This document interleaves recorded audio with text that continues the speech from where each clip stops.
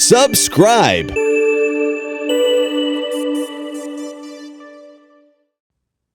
Chapter 10 of The Hound of the Baskervilles by Sir Arthur Conan Doyle.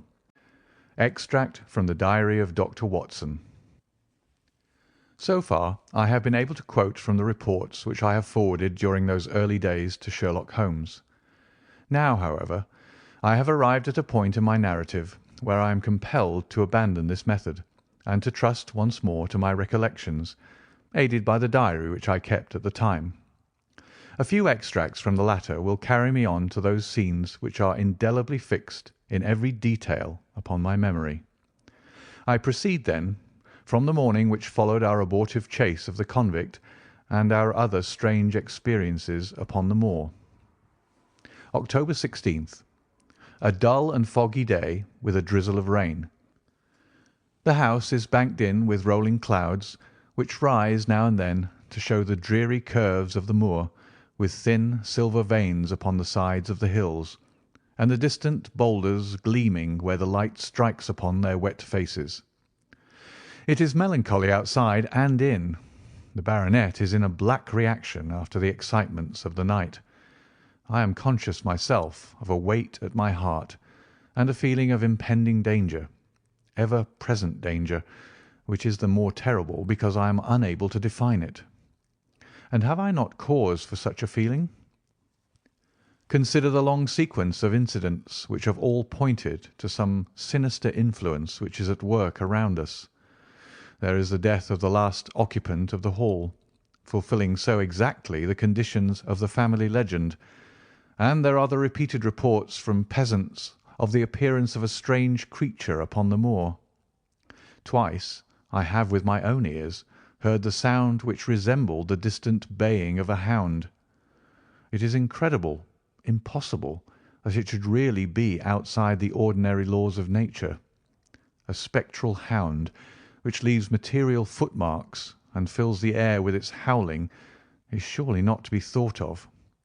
Stapleton may fall in with such a superstition, and Mortimer also, but if I have one quality upon earth, it is common sense, and nothing will persuade me to believe in such a thing.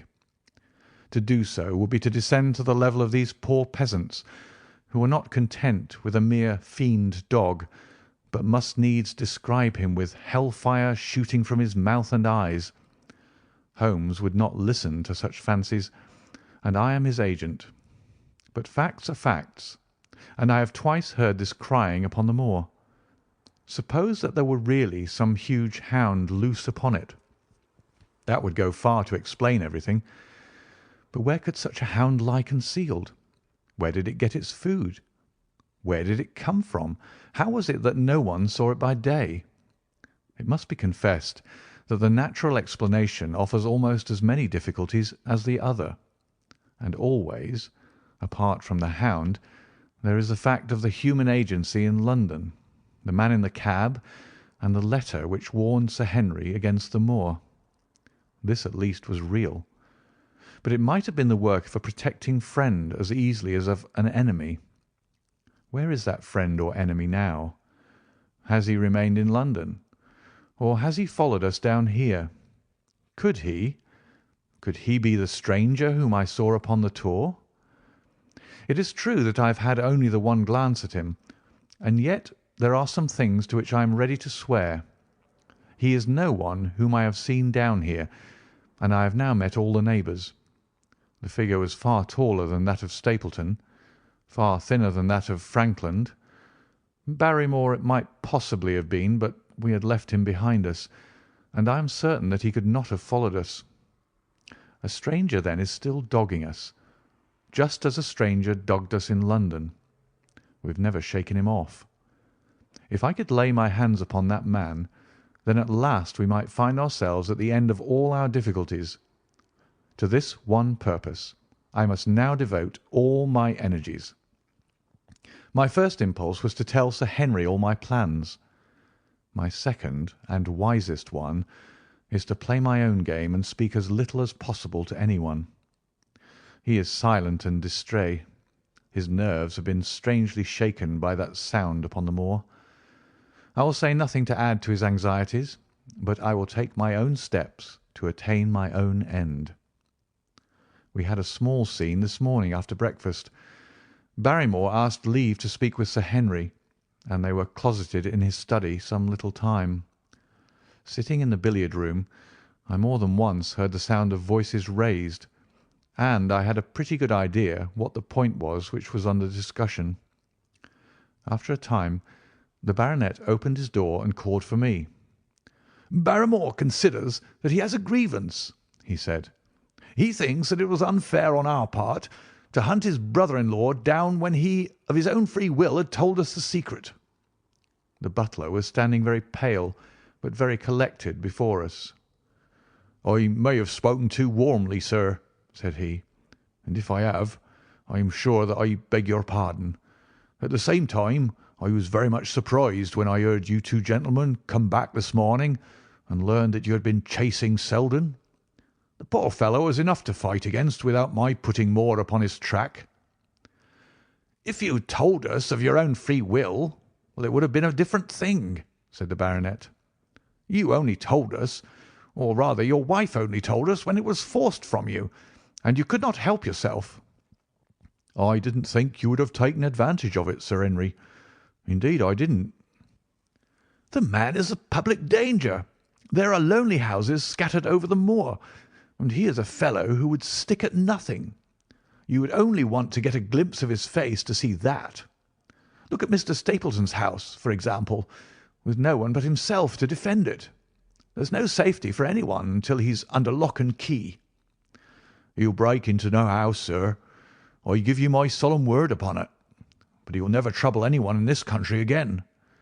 I assure you, Sir Henry, that in a very few days the necessary arrangements will have been made, and he will be on his way to South America. For God's sake, sir, I beg of you not to let the police know that he's still on the moor. They've given up the chase there, and he can lie quiet until the ship is ready for him. You can't tell on him without getting my wife and me into trouble. I beg you, sir, to say nothing to the police." "What do you say, Watson?" I shrugged my shoulders. If he were safely out of the country, it would relieve the taxpayer of a burden. "But how about the chance of his holding someone up before he goes?" "He would not do anything so mad, sir. We have provided him with all that he can want. To commit a crime would be to show where he was hiding." "That is true," said Sir Henry. "Well, Barrymore?" "God bless you, sir, and thank you for my heart. It would have killed my poor wife had he been taken again." "I guess we are aiding and abetting a felony, Watson. But after what we've heard, I don't feel as if I could give the man up. So there's an end to it. All right, Barrymore, you can go." With a few broken words of gratitude, the man turned, but he hesitated and then came back. "You've been so kind to us, sir, that I should like to do the best I can for you in return. I know something, Sir Henry, and perhaps I should have said it before, but it was long after the inquest that I found it out. I've never breathed a word about it yet to mortal man. It's about poor Sir Charles's death." The baronet and I were both upon our feet. "Do you know how he died?" "No, sir, I don't know that." "What then?" "I know why he was at the gate at the hour. It was to meet a woman." "To meet a woman? He?" "Yes, sir." "And the woman's name?" "I can't give you the name, sir, but I can give you the initials. Her initials were L.L." "How do you know this, Barrymore?" "Well, Sir Henry, your uncle had a letter that morning. He had usually a great many letters, but he was a public man and well known for his kind heart, so that everyone who was in trouble was glad to turn to him. But that morning, as it chanced, there was only this one letter, so I took the more notice of it. It was from Coombe Tracy, and it was addressed in a woman's hand." "Well?" "Well, sir, I thought no more of the matter, and never would have done that had it not been for my wife. Only a few weeks ago she was cleaning out Sir Charles's study. It had never been touched since his death, and she found the ashes of a burned letter in the back of the grate. The greater part of it was charred to pieces, but one little slip, the end of a page, hung together, and the writing could still be read, though it was grey on a black background.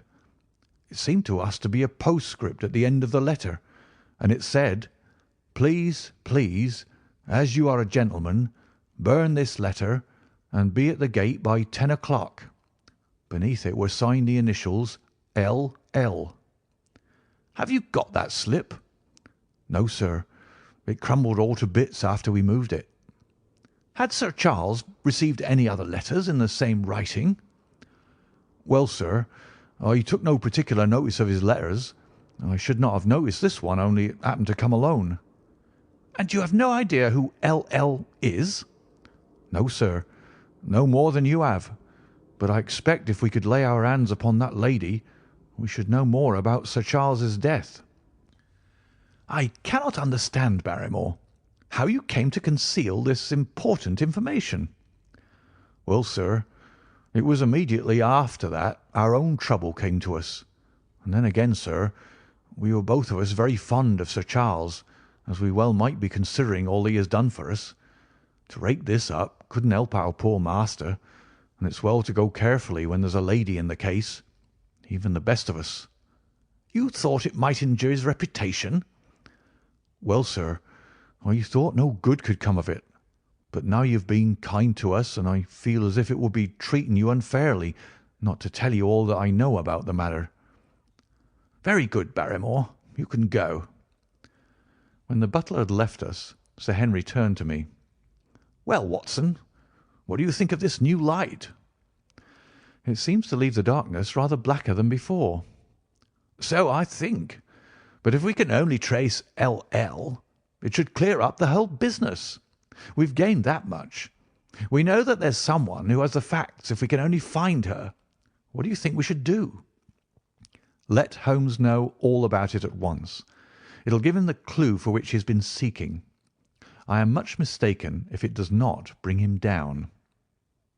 I went at once to my room and drew up my report of the morning's conversation for Holmes.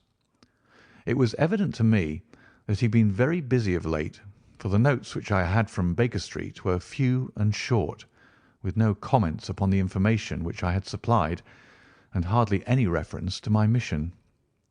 No doubt his blackmailing case is absorbing all his faculties. And yet this new factor must surely arrest his attention and renew his interest. I wish that he were here. October 17th. All day today the rain poured down, rustling on the ivy and dripping from the eaves. I thought of the convict out upon the bleak, cold, shelterless moor. Poor devil! Whatever his crimes, he has suffered something to atone for them. And then I thought of that other one, the face in the cab, the figure against the moon. Was he also out in that deluge, the unseen watcher, the man of darkness? In the evening I put on my waterproof, and I walked far upon the sodden moor, full of dark imaginings, the rain beating upon my face and the wind whistling about my ears. God help those who wander into the great mire now, for even the firm uplands are becoming a morass. I found the black tor upon which I had seen the solitary watcher, and from its craggy summit I looked out myself across the melancholy downs. Rain squalls drifted across their russet face, and the heavy slate-coloured clouds hung low over the landscape, trailing in grey wreaths down the sides of the fantastic hills. In the distant hollow on the left, half hidden by the mist, the two thin towers of Baskerville Hall rose above the trees. They were the only signs of human life which I could see, save only those prehistoric huts which lay thickly upon the slopes of the hills. Nowhere was there any trace of that lonely man whom I had seen on the same spot 2 nights before. As I walked back I was overtaken by Dr. Mortimer, driving in his dog-cart over a rough moorland track which led from the outlying farmhouse of Foulmire. He has been very attentive to us, and hardly a day has passed that he has not called at the Hall to see how we are getting on. He insisted upon my climbing into his dog-cart, and he gave me a lift homeward. I found him much troubled over the disappearance of his little spaniel. It had wandered on to the moor and had never come back. I gave him such consolation as I might, but I thought of the pony on the Grimpen Mire, and I do not fancy that he will see his little dog again. "By the way, Mortimer," said I, as we jolted along the rough road, "I suppose there are few people living within driving distance of this whom you do not know?" "Hardly any, I think." "Can you, then, tell me the name of any woman whose initials are L.L.?" He thought for a few minutes. "No," said he. "There are a few gipsies and labouring folk for whom I can't answer, but among the farmers or gentry there is no one whose initials are those. Wait a bit, though," he added after a pause. "There is Laura Lyons. Her initials are L.L., but she lives in Coombe Tracey." "Who is she?" I asked. "She is Franklin's daughter." "What, old Franklin the Crank?" "Exactly. She married an artist named Lyons, who came sketching on the moor. He proved to be a blackguard and deserted her. The fault, from what I hear, may not have been entirely on one side. Her father refused to have anything to do with her because she had married without his consent, and perhaps for one or two other reasons as well. So between the old sinner and the young one, the girl has had a pretty bad time." "How does she live?" "I fancy old Franklin allows her a pittance, but it cannot be more, for his own affairs are considerably involved. Whatever she may have deserved, one could not allow her to go hopelessly to the bad. Her story got about, and several of the people here did something to enable her to earn an honest living. Stapleton did for one, and Sir Charles for another. I gave a trifle myself. It was to set her up in a typewriting business." He wanted to know the object of my inquiries, but I managed to satisfy his curiosity without telling him too much, for there is no reason why we should take anyone into our confidence. Tomorrow morning I shall find my way to Coombe Tracey, and if I can see this Mrs. Laura Lyons, of equivocal reputation, a long step will have been made towards clearing one incident in this chain of mysteries. I am certainly developing the wisdom of the serpent, for when Mortimer pressed his questions to an inconvenient extent, I asked him casually to what type Franklin's skull belonged, and so heard nothing but craniology for the rest of our drive. I have not lived for years with Sherlock Holmes for nothing. I have only one other incident to record upon this tempestuous and melancholy day. This was my conversation with Barrymore just now, which gives me one more strong card which I can play in due time. Mortimer had stayed to dinner, and he and the baronet played écarté afterwards. The butler brought me my coffee into the library, and I took the chance to ask him a few questions. "Well," said I, "has this precious relation of yours departed, or is he still lurking out yonder?" "I don't know, sir. I hope to heaven that he's gone, for he's brought nothing but trouble here. I've not heard of him since I left our food for him last, and that was 3 days ago." "Did you see him then?" "No, sir, but the food was gone when next I went that way." "Then he was certainly there?" "So you would think, sir, unless it was the other man who took it." I sat with my coffee cup halfway to my lips and stared at Barrymore. "You know that there is another man, then?" "Yes, sir. There is another man upon the moor." "Have you seen him?" "No, sir." "How do you know of him, then?" "Selden told me of him, sir, a week ago or more. He's in hiding too, but he's not a convict as far as I can make out. I don't like it, Dr. Watson. I tell you straight, sir, that I don't like it." He spoke with a sudden passion of earnestness. "Now listen to me, Barrymore. I have no interest in this matter but that of your master. I have come here with no object except to help him. Tell me frankly, what is it that you don't like?" Barrymore hesitated for a moment, as if he regretted his outburst, or found it difficult to express his own feelings in words. "It's all these goings-on, sir," he cried at last, waving his hand towards the rain-lashed window which faced the moor. "There's foul play somewhere. and there's black villainy brewing. To that I'll swear. Very glad I should be, sir, to see Sir Henry on his way back to London again. But what is it that alarms you? Look at Sir Charles's death. That was bad enough. For all that the coroner said, look at the noises on the moor at night. There's not a man who would cross it after sundown if he was paid for it. Look at this stranger hiding out yonder and watching and waiting. What's he waiting for? What does it mean? It means no good to anyone of the name of Baskerville, and very glad I shall be to quit of it all in the day that Sir Henry's new servants are ready to take over the hall." "But about this stranger," said I. "Can you tell me anything about him? What did Selden say? Did he find out where he hid, or what he was doing?" "He saw him once or twice, but he's a deep one and gives nothing away. At first he thought that he was the police, but soon he found that he had some lay of his own. A kind of gentleman he was, as far as he could see, but what he was doing he could not make out." "And where did he say that he lived?" "Among the old houses on the hillside, the stone huts where the old folk used to live." "But how about his food?" "Selden found out that he has got a lad who works for him and brings all he needs. I dare say he goes to Coombe Tracey for what he wants." "Very good, Barrymore. We may talk further of this some other time." When the butler had gone, I walked over to the black window, and I looked through a blurred pane at the driving clouds and at the tossing outline of the wind-swept trees. It is a wild night indoors, and what must it be in Stone Hut upon the moor? What passion of hatred can it be which leads a man to lurk in such a place at such a time? And what deep and earnest purpose can he have which calls for such a trial? There in that hut upon the moor seems to lie the very centre of that problem which has vexed me so sorely. I swear that another day shall not have passed before I have done all that man can do to reach the heart of the mystery. End of chapter 10. Subscribe for more content.